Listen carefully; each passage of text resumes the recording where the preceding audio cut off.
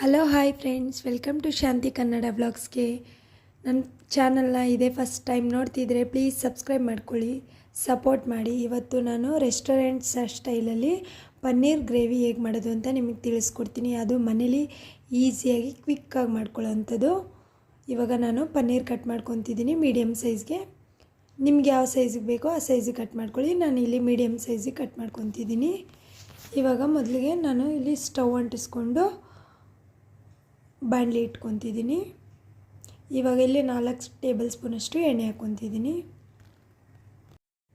ಇವಾಗ ನಾನು ಇಲ್ಲಿಗೆ ಮಸಾಲೆ ಪೌಡರ್ಗಳನ್ನ ಇದಕ್ಕೆ ಹಾಕ್ಕೊತೀನಿ. ಅಂದರೆ ಚಿಲ್ಲಿ ಪೌಡರು, ಗರಂ ಮಸಾಲ, ಧನಿಯಾ ಪೌಡರು ಎಲ್ಲ ಒಂದೊಂದು 1/4 ಟೇಬಲ್ ಸ್ಪೂನಷ್ಟು ಸೇರಿಸ್ಕೊತೀನಿ. ಬಟ್ ಆದಷ್ಟು ಲೋ ಫ್ಲೇಮಲ್ಲಿ ಇಟ್ಕೊಂಡು ಫ್ರೈ ಮಾಡ್ಕೋಬೇಕು, ಇಲ್ಲಾಂದರೆ ಸ್ಪೈಸಸ್ ಎಲ್ಲ ಸೀದೋಗುತ್ತೆ. ಇವಾಗ ನಾನು ಕಟ್ ಮಾಡಿಟ್ಟಿರೋ ಪನ್ನೀರನ್ನ ಕೂಡ ಇದಕ್ಕೆ ಸೇರಿಸ್ಕೊಂಡು ಮಿಕ್ಸ್ ಮಾಡ್ಕೊತೀನಿ. ಲೋ ಫ್ಲೇಮಲ್ಲಿ ಇಟ್ಕೊಂಡು ಚೆನ್ನಾಗಿ ಮಿಕ್ಸ್ ಮಾಡ್ಕೋಬೇಕು. ಏನಕ್ಕೆ ಫಸ್ಟ್ ಪನ್ನೀರ್ಗೆ ಈ ಥರ ಮಸಾಲೆಗಳೆಲ್ಲ ಸೇರಿಸ್ಕೊಂಡು ಮಿಕ್ಸ್ ಮಾಡ್ಕೋಬೇಕು ಅಂದರೆ, ನಾವು ಡೈರೆಕ್ಟ್ ಗ್ರೇವಿಗೆ ಹಾಕಿದಾಗ ಅದು ಸ್ಪೈಸಿಯಾಗಿರಲ್ಲ, ಅಂದರೆ ಬೆಂಡಾಗೋಗುತ್ತೆ, ಟೇಸ್ಟ್ ಇರಲ್ಲ.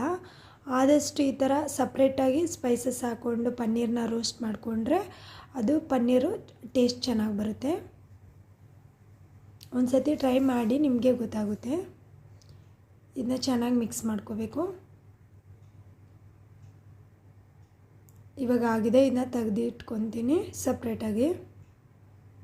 ಇವಾಗ ಮಸಾಲೆ ರುಬ್ಕೊಳ್ಳೋಕ್ಕಿಲ್ಲಿ ನಾನು 2 ಟೇಬಲ್ ಸ್ಪೂನ್ ಎಣ್ಣೆ ಹಾಕ್ಕೊಂಡು 1 ಇಂಚು ಶುಂಠಿ, 1 ಗೆಡ್ಡೆ ಬೆಳ್ಳುಳ್ಳಿ ಹಾಕ್ಕೊತಿದ್ದೀನಿ. ಇಲ್ಲಿ ನಾನು 2 ಗೆಡ್ಡೆ ಈರುಳ್ಳಿ ಕೂಡ ಸೇರಿಸ್ಕೊತಿದ್ದೀನಿ. ಇದಕ್ಕೆ ಸ್ವಲ್ಪ ಗೋಡಂಬಿ, ಸ್ವಲ್ಪ ಕೊತ್ತಂಬರಿ ಸೊಪ್ಪು ಕೂಡ ಇದಕ್ಕೆ ಸೇರಿಸ್ಕೊಂಡು ಚೆನ್ನಾಗಿ ಫ್ರೈ ಮಾಡ್ಕೋಬೇಕು. ಇಲ್ಲಿ ನಾನು 3 ಟೊಮೊಟೊ ಯೂಸ್ ಮಾಡ್ತಿದ್ದೀನಿ. ಗ್ರೇವಿ ನನಗೆ ಜಾಸ್ತಿ ಬೇಕಾಗಿರೋದ್ರಿಂದ 3 ಟೊಮೊಟೊ ಸಾಕಾಗುತ್ತೆ. ನಾನು ಇಲ್ಲಿ 3 ಟೊಮೊಟೊ ಮಿಕ್ಸ್ ಮಾಡ್ಕೊತಿದ್ದೀನಿ. ಟೊಮೊಟೊ ಸಾಫ್ಟ್ ಆಗೋದಕ್ಕೆ ನಾನು ಇವಾಗಲೇ ಸಾಲ್ಟ್ ಕೂಡ ಸೇರಿಸ್ಕೊತಿದ್ದೀನಿ. ಸಾಲ್ಟ್ ಹಾಕಿ ಚೆನ್ನಾಗಿ ಇದನ್ನ ಫ್ರೈ ಮಾಡ್ಕೋಬೇಕು.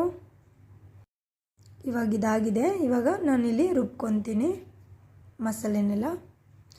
ಮತ್ತು ಬಾಣಲಿ ಇಟ್ಟು 3 ಸ್ಪೂನ್ ಎಣ್ಣೆ ಹಾಕ್ಕೊತಿದ್ದೀನಿ. ಇಲ್ಲಿ ನಾನು ಇದು ಎಣ್ಣೆ ಬಿಸಿ ಆದಮೇಲೆ ನಾನಿಲ್ಲಿ ಪಲಾವ್ ಎಲೆ ಹಾಕ್ಕೊತಿದ್ದೀನಿ.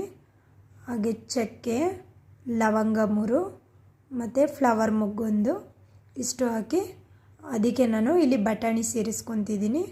1 ಕಪ್ಪಷ್ಟು ಬಟಾಣಿ, ಹಸಿ ಬಟಾಣಿ. ಇದನ್ನ ಚೆನ್ನಾಗಿಲ್ಲಿ ಫ್ರೈ ಮಾಡ್ಕೋಬೇಕು.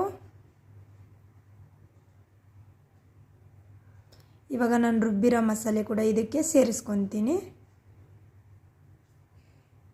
ಚೆನ್ನಾಗಿ ಮಿಕ್ಸ್ ಮಾಡ್ಕೋಬೇಕು. ಇದು ಮಸಾಲೆ ಹಸಿ ಸ್ಮೆಲ್ ಹೋಗೋ ಗಂಟ ಚೆನ್ನಾಗಿ ಫ್ರೈ ಮಾಡ್ಕೋಬೇಕು.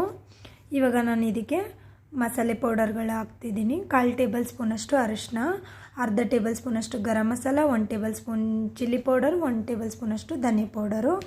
ಇಷ್ಟು ಸೇರಿಸಿ ಚೆನ್ನಾಗಿ ಮಿಕ್ಸ್ ಮಾಡ್ಕೋಬೇಕು. ಇದು ಹಸಿ ಸ್ಮೆಲ್ ಹೋಗೋ ಗಂಟ ಕೂಡ ಚೆನ್ನಾಗಿ ಫ್ರೈ ಮಾಡ್ಕೋಬೇಕು. ನಾನಿಲ್ಲಿ ಗೋಡಂಬಿ ಸ್ವಲ್ಪ ಹಾಕಿರೋದ್ರಿಂದ ಅದು ಗ್ರೇವಿ ತಿಕ್ಕಾಗಿ ಬರೋಕ್ಕೆ ನಾನಿಲ್ಲಿ ತೆಂಗಿನಕಾಯಿ ಹಾಲು ಬಳಸ್ತಾ ಇದ್ದೀನಿ. ತೆಂಗಿನಕಾಯಿ ರುಬ್ಬಿಟ್ಟು ಅದ್ರ ಬರೀ ಹಾಲು ತೊಗೊತಿದ್ದೀನಿ. ನೀವು ಬರೀ ಗೋಡಂಬಿಯೇ ಹಾಕ್ತೀನಿ ಅಂದರೆ ಹಾಕ್ಬೋದು. ಇವಾಗ ಇಷ್ಟು ಹಾಕಿ ಚೆನ್ನಾಗಿ ಮಿಕ್ಸ್ ಮಾಡ್ಕೋಬೇಕು.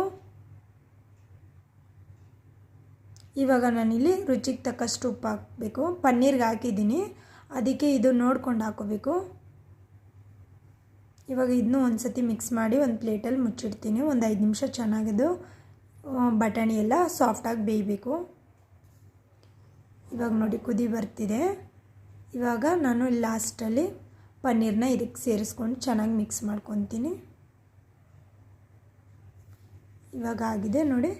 ಒಂದು 5 ನಿಮಿಷ ಆದಮೇಲೆ ಇದು ರೆಡಿ ಆಯಿತು. ಜಾಸ್ತಿ ಬೇಯಿಸೋಕ್ಕೆ ಹೋಗಬಾರ್ದು, ಅದು ಪನ್ನೀರೆಲ್ಲ ಒಡೆದೋಗುತ್ತೆ. ಇಷ್ಟೇ ಆಯಿತು. ಲಾಸ್ಟ್ಗೆ ಕೊತ್ತಂಬರಿ ಸೊಪ್ಪು ಸೇರಿಸಿದ್ರೆ ಪನ್ನೀರ್ ಗ್ರೇವಿ ರೆಡಿ. ನಾನಿಲ್ಲಿ ರೆಡಿಮೇಡ್ ಪರೋಟ ತಂದಿದ್ದೆ, ಅದನ್ನೇ ಸುಡ್ತಾ ಇದ್ದೀನಿ. ಇದು ಚಪಾತಿ, ಪೂರಿ, ದೋಸೆಗಂತೂ ಸೂಪರಾಗಿರುತ್ತೆ. ಒಂದು ಸತಿ ಟ್ರೈ ಮಾಡಿ.